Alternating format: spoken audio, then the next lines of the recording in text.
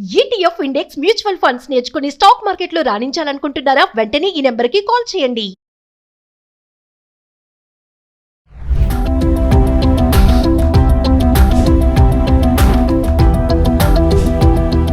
నమస్తే, welcome back to Suman TV. Present మనతో పాటు ఉన్నారు అనలిస్ట్ మందరి కృష్ణారెడ్డి గారు. నమస్తే సార్. నమస్తే అమ్మ. సార్, మనం బంగారం గురించి చాలా వీడియోలో మాట్లాడుకున్నాం. అయితే నేను ఒక ఆర్టికల్ చూసాను, గోల్డ్ లీజింగ్ అంట. అంటే బంగారం అమ్మకుండా, తాకట్టు పెట్టకుండా మంచి ఆదాయం వచ్చే పద్ధతి గోల్డ్ లీజింగ్. ఒక్కసారి నాకు ఈరోజు గోల్డ్ లీజింగ్ గురించి బెనిఫిట్స్, అదే పరంగా మళ్ళీ నష్టాలు కూడా ఉంటాయా దీనివల్ల, అంటే అసలు ప్రాసెస్ ఎలా ఉంటుంది అంటే సార్? ఇంతకు ముందే గతంలో బ్యాంకుల్లో గోల్డ్ని డిపాజిట్ చేసుకునే స్కీమ్ సిస్టమ్ మనకు ఎప్పటి నుంచో ఉంది. రిజర్వ్ బ్యాంక్ ఆఫ్ ఇండియా నిబంధనల ప్రకారంగా మన దగ్గర ఉన్న బంగారాన్ని మనం ఎస్బీఐ లోపల మనం నిల్వ చేసుకోవడానికి మనకు అవకాశం ఉంది. అలా పెట్టినందుకు గాను నామమాత్రమైనటువంటి వడ్డీ ఇస్తున్నారు వాళ్ళు. మనకు ఏదో మంత్లీ 1%, ఆ పర్సెంట్ నుంచి 1%, 2% లోపలే దరిదాపుగా నడుస్తుంది.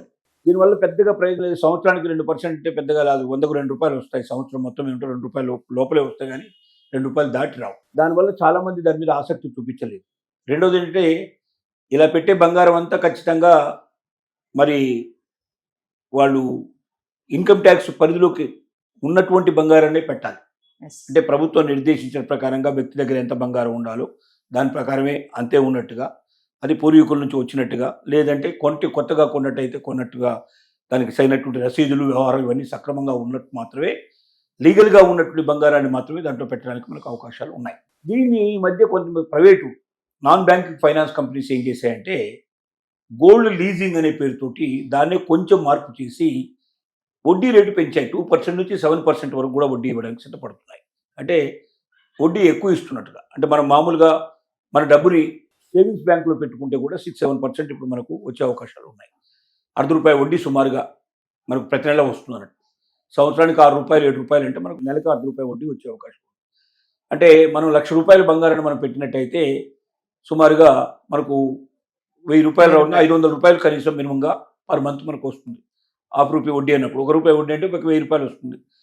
₹1/2 వడ్డీ అన్నప్పుడు మనకు దాదాపుగా ఒక ₹500 దాకా సుమారుగా వచ్చే అవకాశం ఉంది. అంటే ఒక తులం బంగారాన్ని పెట్టుకున్నట్టయితే ₹500 నుంచి ₹600 మనకు ఒక నెలకి మనకు ఆదాయం వచ్చే అవకాశం ఉంది.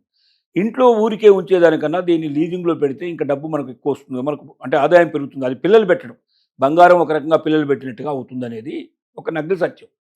అయితే దీనికి ఒక లీజింగ్ పీరియడ్ పెడతారు వాళ్ళు. అంటే 2 years, 5 years, 7 years, అంటే ఎంత ఎక్కువ కాల పరిమితి మనం పెడితే అంత ఎక్కువ వడ్డీ ఇస్తారు. ఎంత తక్కువ కాల పరిమితిలో పెడితే అంత తక్కువ వడ్డీ ఇస్తారు, తక్కువ దానికి లీజింగ్ అమౌంట్ ఇస్తారు. అంటే మనం సపోజ్ 6 years, 5 years పీరియడ్ పెడితే వాళ్ళు 7% ఇవ్వచ్చు. అదే మనం 1 year పీరియడ్ పెడితే మనకు 2%, 3% వచ్చేందుకు అవకాశాలు ఉండొచ్చు. ఇవన్నీ కూడా ఇప్పుడు నాన్ బ్యాంకింగ్ ఫైనాన్స్ కంపెనీలు మాత్రమే చేస్తున్నాయి ఈ లీజింగ్ పని.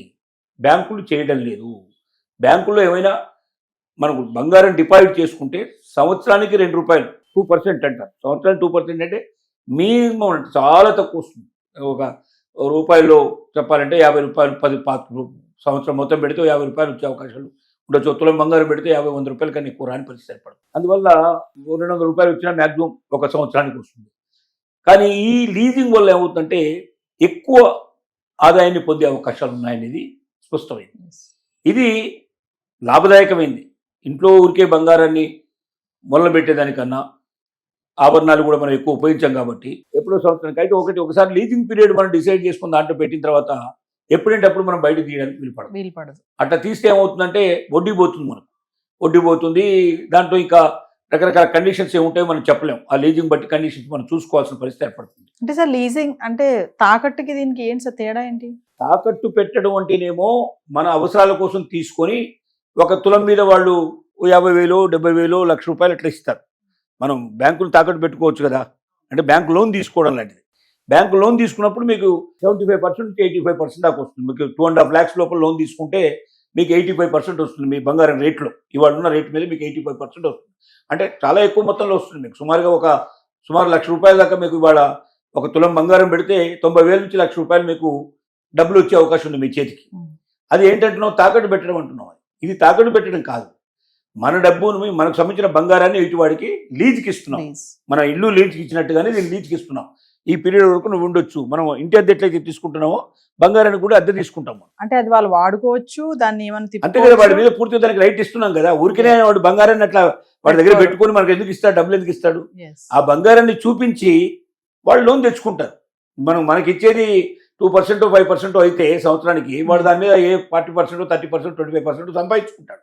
దీన్ని తీసుకెళ్ళి మళ్ళీ ఇంకెక్కడైనా వాడు పెట్టేసుకొని బ్యాంకుల్లో వాటిల్లో పెట్టుకొని డబ్బులు తెచ్చుకొని ఆ డబ్బుల్ని వేరే ఇండస్ట్రీస్కి వాటికి ఉపయోగించడం, లేదా అంతకన్నా ఎక్కువ రేట్లు వడ్డీ రేట్లు ఇచ్చుకోవడం, ఆ రకంగా వచ్చిన ఆదాయం నుంచి మనకు కొంత ఇచ్చి కొంత వాడు అనుభవిస్తారు, ఇది చేస్తారు. అంతా బాగానే ఉంది, చూడడానికి వినడానికి చాలా బాగుంది. కానీ ప్రభుత్వాలు పూర్తిగా దీనికి గ్యారంటీ ఇవ్వకపోవడం వల్ల, రిజర్వ్ బ్యాంక్ ఆఫ్ ఇండియా పూర్తి భద్రత చేకూర్చకపోవడం వల్ల, పూర్తిగా నిబంధనలు ఇంకా రాకపోవడం వల్ల, సమాజానికి ప్రపంచానికి తెలియకపోవడం వల్ల దీంట్లో లాభాలు నష్టాలు కనబడుతున్నాయి. లాభం ఏమిటి? బంగారం రేటు బాగా పెరిగినట్టయితే ఆటోమేటిక్గా వీళ్ళకి ఇంట్రెస్ట్ రేట్ ఎక్కువ వస్తుంది. అంటే ఇవాళ ఉన్న బంగారం రేటు ప్రకారంగా వాళ్ళు లీజ్ ఫిక్స్ చేస్తారు. బంగారం రేటు పెరిగిందనుకోండి, దాని ప్రకారమే లీజ్ పెరుగుతుంది. అంటే ఎక్కువ పర్సెంటేజ్ వస్తుంది, మనకు డబ్బులు ఎక్కువ వస్తాయి. ఒకవేళ బంగారం రేటు తగ్గితే ఆటోమేటిక్గా మనకు రేటు తగ్గిపోతుంది, మనకు తక్కువ వస్తాయి. అంటే ఆ నెలలో యావరేజ్గా బంగారం రేటు ఎంత ఉందో లెక్క కట్టి దానికి 2% 7% వరకు మనం పెట్టే పీరియడ్ని బట్టి వాళ్ళు డిసైడ్ చేసి దాని ప్రకారంగా మంత్లీ ఇంట్రెస్ట్ మనకు వాళ్ళు పే చేయడం కానీ, సంవత్సరానికి ఒకసారి ఇంట్రెస్ట్ పే చేయడం కానీ, ఈ లెక్కలు దాని ప్రకారంగా నిబంధనల ప్రకారం ఉంటాయి. ఇంతవరకు బాగానే ఉంది. కానీ ఏ రకమైనటువంటి గ్యారంటీ ఉంది? మన బంగారాన్ని మనం అక్కడ పెడుతున్నప్పుడు, తాకట్టు పెట్టినప్పుడు ఏమవుతుందంటే సుమారుగా 75% 85% డబ్బులు ముందే వచ్చేస్తున్నాయి. కాబట్టి మనకు రేపు పొద్దున ఏదైనా జరిగినా 10-15% నష్టపోతాం. అంతకన్నా ఎక్కువ మనం 15 నుంచి 25% నష్టపోతాం. అంతకన్నా ఎక్కువ నష్టపోం మనం. కానీ ఇక్కడ ఏమవుతుంది? నాన్ బ్యాంకింగ్ ఫైనాన్స్ కంపెనీలో పెట్టినప్పుడు 1,20,000 1,23,000 రూపాయల బంగారం వాడు మనం పెడితే మనకి ఏ రకమైన గ్యారంటీ లేదు. ఒక రసీదు ఇస్తాడు, లేదా ఒక అగ్రిమెంట్ ఇస్తాడు, లీజ్ అగ్రిమెంట్ ఇస్తాడు. నీ బంగారం నా దగ్గర ఇంత ఉంది, నీకు నాకు మధ్యలో సంవత్సరానికి లీజ్ ఇస్తున్నాను, ఈ 1 year తర్వాత నీ బంగారం తీసుకెళ్ళచ్చు, లేదా 5 years నువ్వు లీజుకి పెట్టావు, 5 years తర్వాత తీసుకెళ్ళొచ్చు, నీకు నెలకింత చొప్పున సంవత్సరానికి ఇంత పే చేస్తాను, లేకపోతే నెల నెల పే చేస్తాను.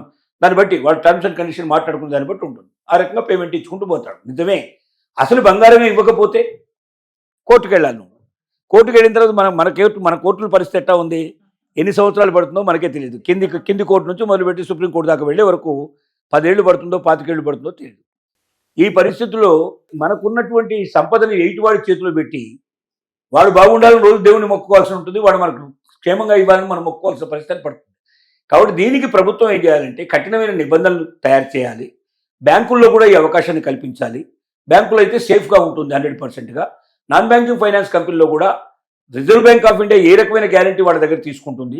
రేపు పొద్దున ఇది ఏదైనా జరిగి రేపు పొద్దున అక్కడ థెఫ్ట్ జరిగింది, మరొకటి జరిగింది, లేకపోతే ఆ కంపెనీ నష్టపోయింది, లేదా ఆ కంపెనీ మనకి ఇవ్వలేదు, అప్పుడు మనం సులభంగా సురక్షితంగా మన బంగారాన్ని మనం వెనక్కి ఎట్లా తెచ్చుకుంటాం అనేది పూర్తిగా నిబంధనలు వచ్చిన తర్వాతనే ఎవరైనా దీంట్లోకి అడుగు పెట్టాలి. అప్పటిదాకా ఎవరైనా అడుగు పెడితే రేపు పొద్దున ఏదో కొననాలిక కోసం మనం వెళ్తే ఉన్ననాలికి పోయే అవకాశం ఉంటుంది. ఆ పరిస్థితి ఏర్పడే అవకాశం ఉంది. పూర్తిగా మన బంగారం మాయమయ్యే అవకాశం కూడా ఉంది. ఇప్పటిదాకా స్పష్టమైన నిబంధనలు ఆర్బీఐ దీనికి నిబంధనలు రూపొందించలేదు. ఏ రకమైన గ్యారంటీస్ ఇంతవరకు రూపొందించలేదు. ఇవన్నీ ఇంకా బయటికి రాలేదు. ఉండి కూడా అది ఇంకా పూర్తిగా స్పష్టంగా బయటికి రాలేదు. కాబట్టి గోల్డ్ లీజింగ్ అనేది ఇప్పుడు ప్రాథమిక దశలోనే ఉంది, ఇప్పుడిప్పుడే ప్రారంభమైంది. దీని లోపల మనకు పూర్తి స్పష్టత వచ్చేదాకా నాన్ బ్యాంకింగ్ ఫైనాన్స్ కంపెనీలో మాత్రం, లేదా ప్రైవేట్ కంపెనీలో మాత్రం లీజింగ్ చేసేటువంటి పరిస్థితి మాత్రం రాకూడదు. బ్యాంకుల వరకు మాత్రమే ఇది వెళ్ళాలి. బ్యాంకుల్లో కూడా ఈ అవకాశం కల్పిస్తే ప్రతి ఒక్కరు శుభ్రంగా వెళ్ళి పెట్టుకోవడానికి పాసిబిలిటీస్ ఉన్నాయి. లాభాలు ఎలా ఉన్నాయో నష్టాలు కూడా అలానే ఉన్నాయి. నష్టాలు ఇంకెక్కువ ఉన్నాయి లాభాలు కంటే. మీకు వచ్చేది 2% నుంచి 7% దాకా సంవత్సరానికి. అంటే 500 నుంచి 700 రూపాయలు వస్తాయి మీకు. మ్యాక్సిమం వస్తే ఒక తులం బంగారం మీద 500 నుంచి 1000 రూపాయల లోపల వచ్చింది అనుకోండి, మినిమం 500, మ్యాక్సిమం 1000 రూపీస్ వస్తుంది. సంవత్సరం మొత్తం పెడితే పోతే 1,20,000 1,25,000 పోయినట్టే కదా. అంటే 1000 రూపాయల కోసం పోయి 1,25,000 రూపాయలు పోగొట్టుకున్నట్టే కదా. కాబట్టి వచ్చేది తక్కువ, పోయేది చాలా ఎక్కువ. కాబట్టి ఏ మహిళ కూడా తొందరపడి ఇప్పుడు లీజింగ్కు మాత్రం వెళ్ళకూడదు. దాని సమయం వచ్చినప్పుడు, సందర్భం వచ్చినప్పుడు, పూర్తిగా ప్రభుత్వ నిబంధనలు వచ్చినప్పుడు, ఆర్బీఐ గ్యారంటీ ఇచ్చినప్పుడు, బ్యాంకుల్లో ఈ అవకాశం కల్పించినప్పుడు మాత్రమే మహిళలు ముందుకెళ్ళాలి తప్ప ప్రైవేట్ కంపెనీలు నమ్ముకొని పెడితే అసలుకే ప్రమాదం వచ్చే అవకాశాలు ఉన్నాయి. Thank you sir.